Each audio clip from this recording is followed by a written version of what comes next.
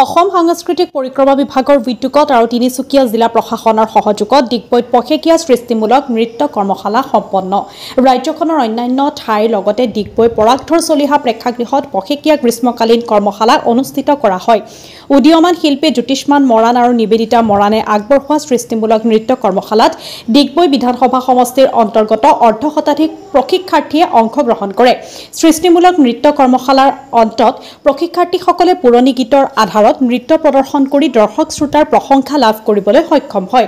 সামৰণি অনুষ্ঠানত মুখ্য অতিথি হিচাপে সাহিত্যিক পেঞ্চনাৰ পুণ্য শইকীয়া, বিশিষ্ট অতিথি হিচাপে তিনিচুকীয়া জিলা বিহু সুৰক্ষা সমিতিৰ প্ৰাক্তন সভাপতি চিনু বুঢ়াগোহাঁই, সমাজকৰ্মী আবু হুছেইন দুলাল মেছ, বৰাজান বালিজান শাখা সাহিত্য সভাৰ সভাপতি পিনাকী শইকীয়া, তিনিচুকীয়া জিলাৰ কবি সন্মিলনৰ সভাপতি নিৰুপমা গোস্বামী, গল্পকাৰ হিতেশ্বৰ মৰাণ, সমাজসেৱক পল্লৱ শৰ্মা, AOC লেবাৰ ইউনিয়নৰ উপসভাপতি নিপু কলিতা, অভিজিত শইকীয়া আৰু বহু গণ্যমান্য ব্যক্তি উপস্থিত থাকে।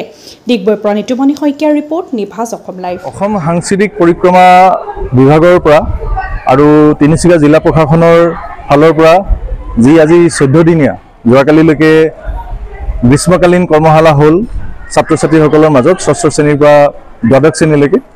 আজি আমি সামৰণি অনুষ্ঠান আৰু সাংস্কৃতিক অনুষ্ঠান তেওঁলোকে যি শিকিলে এইকেইদিনত এই প্ৰদৰ্শনীটো আমি কৰিলোঁ, ৰাইজৰ আগত কৰিলোঁ, ৰাইজে চাই ভাল পালে আৰু তেওঁলোকে শিকিলে। আৰু ইয়াত এটা ডাঙৰ কথা এটা হৈছে কি, এইবাৰে প্ৰথম নহয় সাংস্কৃতিক পৰিক্ৰমা বিভাগৰ, তেখেতলোকে আগৰ পৰা পাতি আহে। তাৰ কাৰণে সাংস্কৃতিক পৰিক্ৰমা বিভাগৰ লগতে চৰকাৰক আমি আন্তৰিক ধন্যবাদ জ্ঞাপন কৰিছোঁ। যিটো বৰ্তমান সময়ৰ পৰিপ্ৰেক্ষিতত মোবাইলৰ লগত মই নিজেও পিতৃ হয়, যিটো মানে ছাত্ৰ ছাত্ৰীৰ যিটো মোবাইলৰ লগত যিটো হিচাপতকৈ বেছি সময় তেওঁলোকে খৰচা কৰা দেখিছোঁ, কৃত্ৰিম এটা জীৱন ধাৰণ প্ৰণালীলৈ তেওঁলোক গৈছে। তাৰ পৰা আঁতৰাই নি গ্ৰীষ্মকালখিনি তেওঁলোকে ঘৰত থকা এনে সময়খিনিত তেওঁলোক যে এনেকুৱা এটা কাৰ্যসূচীত তেওঁলোকে আবদ্ধ কৰি ৰখা হৈছে, তেওঁলোক মানে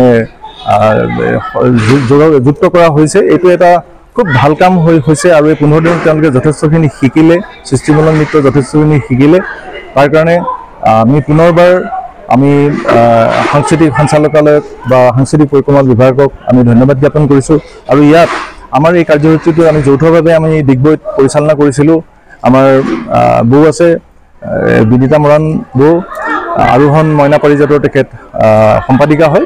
আৰু তেখেতলোকে একদম ঘনিষ্ঠভাৱে ইয়াত সহযোগ কৰিলে, আমাৰ লগত থাকি একেলগে কাম কৰিলে। আমি একেলগে দুটা সংগঠনে কাম কৰিলোঁ আৰু এই দুটা সংগঠনৰ কষ্টৰ ফলশ্ৰুতিত এই অনুষ্ঠানটি সম্ভৱ হৈ উঠিল। আৰু বহুতখিনি ল'ৰা ছোৱালীক আমি কিবা এটা শিকাব পাৰিলোঁ বুলি আমি নিজেও অলপ আত্মসন্তুষ্টি লাভ কৰিছোঁ। ধন্যবাদ। আৰু কালচাৰেল ক্ষেত্ৰত আমি খুব কমেই কাম কৰিছোঁ। গতিকে আজি যিহেতু কৈছোঁ অলপ ব্যতিক্ৰমী অনুষ্ঠান, আপোনালোকক অলপো আমনি নলগাকৈ আমি ৰাখিব বিচাৰিছোঁ যিমানখিনি সময় আমি ইয়াত থাকিম একেলগে।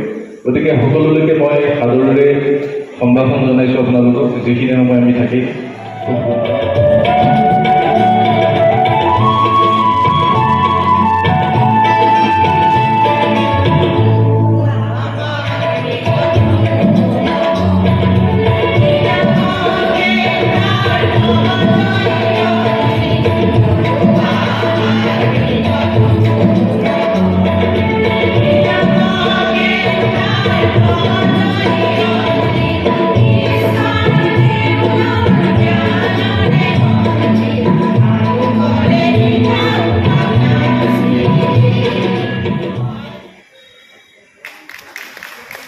মঞ্চলৈ আমন্ত্ৰণ চেলেঞ্চাৰৰ সাৱধান দিবৰ বাবে আমাৰ বিনীতা মৰাণ বাইদেউক অনুৰোধ জনাইছোঁ।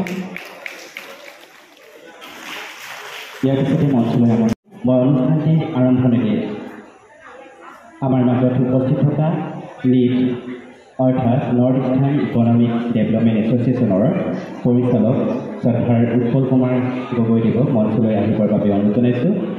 চেলেঞ্চাৰৰে সম্বৰ্ধনা জনাব বিচাৰিছোঁ আৰু এখন চেলেঞ্চাৰৰ সম্বৰ্ধনা জনাব আমাৰ প্ৰশিক্ষক হিচাপে থকা শ্ৰদ্ধাৰ জ্যোতিষ্মান বৰা দেৱলৈ। মই তেখেতলোকৰ কৃতজ্ঞতা পত্ৰকেইখন পাঠ কৰি দিছোঁ। প্ৰতি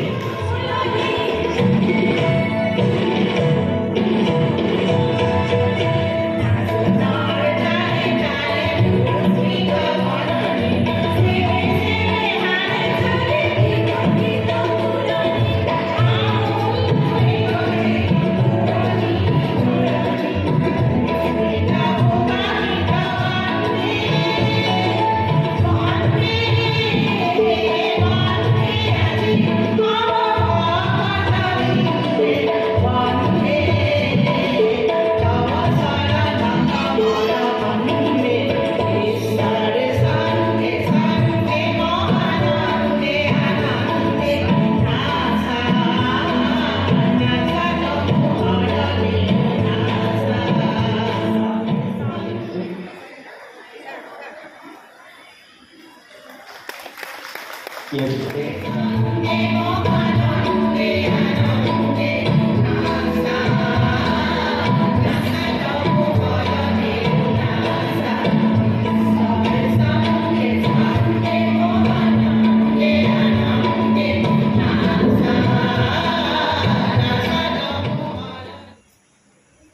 আজিৰ এই অনুষ্ঠানটো মোক উৎপল আৰু বিনীতা বৰানে নিমন্ত্ৰণ জনালে। মই অনুষ্ঠানটোৰ যিটো চৰিত্ৰ সেইটো ইয়াৰ পিছতে আমাৰ এই চতুৰ্থটা দিনত আমাৰ ছাত্ৰ ছাত্ৰীসকলে খুব কম দিনতে বহুকেইটা গীত